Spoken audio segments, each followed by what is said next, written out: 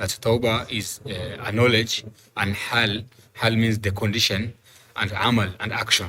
So he says ilm means is to know that the consequences of the sin, the effect of the sin that you have, how that sin is affecting you, and how that sin is making you to be away from Allah subhanahu wa ta'ala. So having this knowledge that how that sin affects your life, how that sin affects your spiritual life, how that sin is making you to be away from Allah subhanahu wa ta'ala, that's the knowledge. So when you have that knowledge, and that's how that sin is making you, and the effect of the sin and the consequences of the sin, when you have that knowledge, then it will bring you to the condition, to the hal. What is the hal? The hal is a nadam, that you are going to regret for whatever that you have done.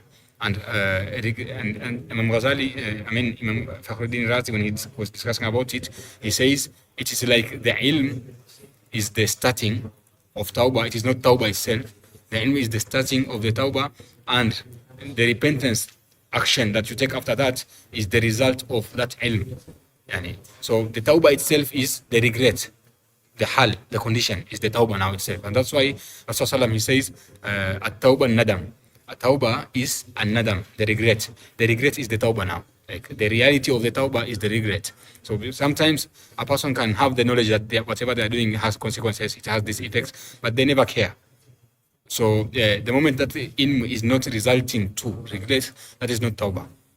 And also when a person repents to Allah subhanahu wa ta'ala without the knowledge of how that sin is affecting the consequences of the sin that he has done, without regression in the heart, also that is not Tawbah. I don't know what you are doing. So that's why Rasulullah is saying, at-Tawbah nadam. When you feel it in your heart that you are regretting, you know what you have missed, you know the consequences of the sin that you have done, then that is the Tawbah now.